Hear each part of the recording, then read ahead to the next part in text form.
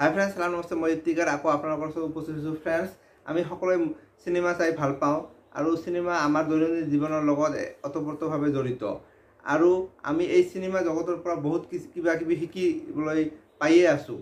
আৰু আমি এই চিনেমা চাইয়ে বহুত মানে জীৱনৰ দুখ বেদনা দূৰ কৰিবলৈও সক্ষম হৈছোঁ। তে ফ্ৰেণ্ডছ, যি কি নহওক, সকলোৰে চিনেমাৰ পচন্দ বেলেগ বেলেগ। কোনোবাই একশ্যন মুভি ভাল পায়, কোনোবাই কমেডি ভাল পায়, কোনোবাই থ্ৰিলাৰ ভাল পায়, কোনোবাই হৰৰ ভাল পায়, যি কি নহওক। ঠিক তেনেকৈ ফ্ৰেণ্ডছ, মানে হিৰ' বা এক্টৰ এক্ট্ৰেছবিলাকৰো পচন্দ সকলো মানুহৰে বেলেগ বেলেগ। কোনোবাই ছলমান খান ভাল পায়, কোনোবাই শ্বাহৰুখ খান ভাল পায়, কোনোবাই ঋত্বিক ভাল পায়। তে এনেকুৱা ধৰণৰ। ময়ো মোৰ আজি অভিজ্ঞতা কিছুমান কথা ক'বলৈ ওলাইছোঁ। তাৰপিছত মই মোৰ মেইন কথাখিনি উদ্দেশ্যখিনি ক'ম আজি ভিডিঅ'টো বনোৱাৰ। তো ফ্ৰেণ্ডছ, মই আগতে মানে একশ্যন মুভি ভাল পাইছিলোঁ। ফ্ৰেণ্ডছ, মই আগতে ভাবিছিলোঁ যে হিৰ' মানে প্ৰথমতে গুড লুকিং হ'ব লাগিব, তাৰপিছত ফাইট পাব লাগিব, বডি চডি থাকিব লাগিব, ছিক্স পেক থাকিব লাগিব, আৰু পূৰা ডেন্স কৰিব পাৰিব লাগিব। কিন্তু মোৰ এই ধাৰণাটো একদম সম্পূৰ্ণৰূপে ভুল প্ৰমাণিত কৰিলে বলীউডৰ এজন বিখ্যাত অভিনেতা। আপোনালোকে নিশ্চয় ধৰিব পাৰিছে মই কাৰ কথা কৈ আছোঁ। ফ্ৰেণ্ডছ, হয়, মই ইৰফান খান ছাৰৰ কথা কৈ আছোঁ। কাৰণ তেখেত যেতিয়াৰ পৰা বলীউড ইণ্ডাষ্ট্ৰীত আহিছে, তেওঁ লাহে লাহে লাহে লাহে তেওঁ গোটেই বিশ্বতে তেওঁৰ মানে সুনাম অৰ্জন কৰিবলৈ সক্ষম হৈছে। ফ্ৰেণ্ডছ, তেওঁ ক'বলৈ গ'লে ইৰফান খান আপোনালোকে চাব পাৰে, বেলেগ হিৰোৰ তুলনাত তেওঁ না দেখাত ধুনীয়া, নে তেওঁ ভালকৈ ডেন্স পাৰে, বা নাকৈ একশ্যন কৰিব পাৰে, না তেওঁৰ ছিক্স পেক আছে, হয়নে নহয়? কিন্তু তথাপিও তেওঁৰ অভিনয় কৰি, তেওঁৰ অভিনয়ৰ যোগেদি গোটেই বিশ্বব্যাপী মানুহৰ তেওঁ মন জয় কৰিবলৈ সক্ষম হৈছে। ফ্ৰেণ্ডছ, তেওঁৰ বিল্লু বাৰ্বাৰ যিখন মুভি আছিল বিল্লু, সেইখন মই দেখাৰ পিছৰ পৰা তেওঁৰ বেছি ফ্ৰেণ্ড হৈছোঁ। ফ্ৰেণ্ডছ, তাৰ আগতো মই দ্য কিলাৰ, ইমৰান হাছমিৰ লগত আছিল, KG4, এইবিলাক বহুত মুভি দেখিছোঁ। তাৰপিছত মানে মেইনলি মই বিল্লু বাৰ্বাৰৰ পৰা, মানে বিল্লু যিখন মুভি, বাৰ্বাৰটো পিছত উঠুৱাই দিলে, বিল্লু এই মুভিখনৰ পৰা মই মানে তেওঁৰ বেষ্ট, মানে একদম ক'ব লগা ফ্ৰেণ্ড হৈছোঁ। ফ্ৰেণ্ডছ, তে আজি দুদিন হ'ল তেখেত পৃথিৱীৰ পৰা গুচি গ'লে। তেখেতৰ আত্মাৰ শান্তি দিয়ক ভগৱানে। আৰু ৰমজান মাহত তেওঁ ইন্তেকাল হৈছে। তে মই আকৌ প্ৰাৰ্থনা কৰিছোঁ ভগৱানৰ ওচৰত যে তেওঁ যাতে শান্তি দিয়ে। ফ্ৰেণ্ডছ, তেওঁ এনেকুৱা এজন এক্টৰ আছিল, মানে যিজনৰ কোনো কণ্ট্ৰভাৰ্চি নাছিল। কোনোদিনো তেওঁ মানে নিউজত পোৱা নাছিলোঁ যে তেওঁ আজি ইয়াৰ লগত কাজিয়া বা ইয়াৰ লগত এনেকুৱা একো পোৱা নাছিলোঁ।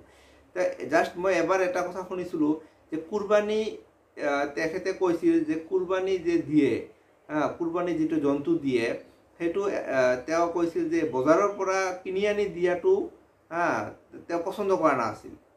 তেওঁ কৈছিল যে এইটো আৰু কুৰবানী হ'লনে, বজাৰৰ পৰা কিনি আনি দিয়া। মানে তেওঁৰ কথা হিচাপত যে মানে যিটো কুৰবানীৰ মানে গৰু যিটো বা বকৰি বা যিকোনো বস্তু দিয়া, সেইটো একচুৱেলি পোহপাল কৰি দিয়াটো মানে তেওঁ বিচাৰিছিল। এইটো লৈ অলপ কণ্ট্ৰভাৰ্চি, অলপ মানে এটা নিউজ চেনেলত অলপ মই শুনিছিলোঁ আৰু কি। তাৰ বাহিৰে মই আজিলৈকে তেওঁৰ মানে একো মানে শুনা নাই যে তেওঁ মানে এইটোৰ লগত জড়িত বা এইটো কেঁচাৰ কাজিয়া এইবিলাকৰ লগত তেওঁ কেতিয়াও মই পোৱা নাই। ফ্ৰেণ্ডছ, তেওঁ লঞ্চ বক্স, হিন্দী মিডিয়াম, এইবিলাক বহুত ধুনীয়া ধুনীয়া মুভি কৰিছে। মানে কি ক'ম আৰু। ফ্ৰেণ্ডছ, তেওঁ চকুৰে কথা কৈছিল, তেওঁ চকুৱে অভিনয় কৰিছিল। তেওঁ এনেকুৱা ধৰণৰ এক্টৰ আছিল।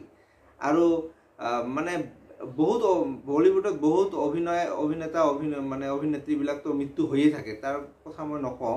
কাৰণ মানুহ যিহেতু পৃথিৱীত আহিছে, তেওঁক যাবই লাগিব, মৃত্যু হ'বই লাগিব। কিন্তু ইৰফান খান ছাৰৰ কথা কৈছোঁ মই, মানে তেখেত কম সময়ত, মানে ইমান এটা বয়স হোৱা নাই। ফ্ৰেণ্ডছ, ইমান যে বোলে বেছি বয়স হোৱাৰ পিছত মৰিছে সেইটো কথা বেলেগ। যে এজন এইজ হৈছে যে এতিয়াতো মৰিব লাগিব, আমিও মৰিব লাগিব। কিন্তু এতিয়া মৰা আৰু অলপ বৃদ্ধ হৈ মৰাটো অলপ পাৰ্থক্য আছে, হয় নে নহয় ফ্ৰেণ্ডছ? তেখেতক কেঞ্চাৰ ৰোগত ভুগিছিল। লাষ্ট মুভি ইংৰাজী মিডিয়াম এইখন মুভি কৰিছিল। তথাপিও মানে তেওঁ এইখন মুভিত তেওঁ কেঞ্চাৰ আক্ৰান্ত হৈও মানে খুব কষ্টৰে শ্বুট কৰিছিল। আৰু তেওঁ নেশ্যনেল এৱাৰ্ড পাইছিল। পাঞ্চিং তোমাৰ এইখন মুভিও তেওঁ কৰিছে।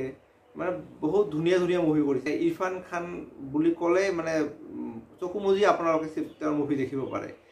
প্ৰথমতেতো মই তেওঁৰ আগৰ মুভিবিলাক চোৱা নাছিলোঁ, কাৰণ তেতিয়া মই মানে ভাবিছিলোঁ যে এই কোন এক্টৰ আহিছে, এইটো নতুন, কি বা হ'ব কিন্তু যেতিয়া মই বিল্লু মুভি দেখিলোঁ হিন্দী মিডিয়াম পান সিং তোমাৰ লঞ্চ বক্স এইবিলাক দেখাৰ পিছত মই মানে ৰিভাৰ্ছ গিয়াৰত গ'লোঁ ফ্ৰেণ্ডছ মানে আগৰ মুভিবিলাক চাব ধৰিলোঁ তেওঁ প্ৰথমৰ পৰা কি মুভি কৰিছিল মকবুল দা কিলাৰ তাৰপিছত আৰু কিবা কিবি বহুত মুভি কৰিছিল এটা নেম চেক কিছুমানে ইংৰাজী মুভি কৰিছে হলিউডৰ মুভি কৰিছে এটা এমেজিং স্পাইডাৰমেন তাৰপিছত জুৰাছিক ৱৰ্ল্ড এইবিলাক বহুত মুভি কৰিছে তেওঁ হলিউডৰ আৰু অস্কাৰ উইনিং মুভি স্লামডগ মিলেনিয়াৰ তাতেও তেওঁ অভিনয় কৰিছে লাইফ অফ পাই তাতেও অভিনয় কৰিছে তেওঁ নট অনলি বলিউড মানে হলিউড আৰু গোটেই আৰু এখন ডুব নামৰ এখন বেংগলী মুভিতো অভিনয় কৰিছিল ফ্ৰেণ্ডছ যদি বেছি মানে অভাৰ এজ হৈ মানে বৃদ্ধ হৈ তেখেত ঢুকালে হয় তথাপিও ইমান বেয়া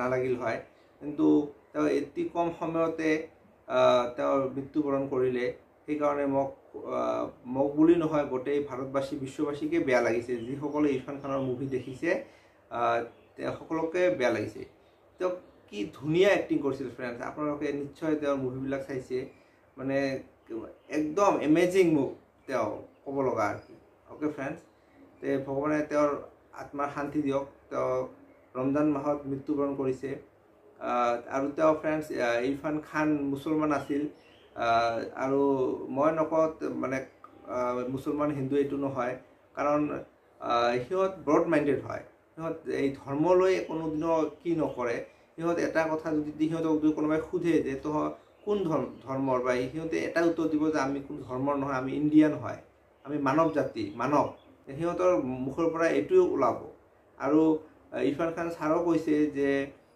তেওঁ এই খান টাইটেলটোৰ কাৰণে 9/11ৰ পিছত আমেৰিকাত যেতিয়া বহুত মুভিবিলাকৰ শ্বুটিং কৰিবলৈ গৈছিল তেতিয়া এই খান টাইটেলটোৰ কাৰণে তেওঁ বহুতবাৰ এয়াৰপৰ্টত বহুত মানে হেৰাছমেণ্ট কৰিছিল এটা ইণ্টাৰভিউত তেওঁ মানে এইবিলাক কৈছে আৰু কি তাৰপিছত তেওঁৰ খান টাইটেলটো তেওঁৰ নামৰ পৰা আঁতৰাই দিছিল আৰু কি এইটো মই আপকি আদালত কিবা এটা কিহত মই চাইছোঁ আৰু কি ফ্ৰেণ্ডছ তেওঁ এটা ইণ্টাৰভিউত কৈছিল যে পৃথিৱীত থকা কোনো মানুহৰে চাৰনেম বা টাইটেল থাকিব নালাগে কাৰণ এই চাৰনেমবিলাকে মানুহক মানুহৰ পৰা পৃথক কৰে আৰু এইবিলাকে মানুহৰ মাজত কাজিয়াৰ সৃষ্টি কৰে অ'কে ফ্ৰেণ্ডছ আৰু তেওঁ এইটোও কৈছিল যে তেওঁ ইংৰাজী ভালকৈ ক'ব নাজানে তেওঁ এইটো চেষ্টা কৰিছে শিকিছে বহুত হলিউড মুভিবিলাকত কাৰণে তেওঁ বহুত প্ৰেক্টিচ কৰি তেওঁ ইংৰাজী শিকিছে অ'কে ফ্ৰেণ্ডছ তেওঁ এইটোৱে শিকাইছে যে চেষ্টা কৰিলে কোনোটোৱে অসাধ্য নহয় মানুহৰ কাৰণে ফ্ৰেণ্ডছ ইৰফান খান এজন পাৰফেক্ট এক্টৰৰ লগতে এজন পাৰফেক্ট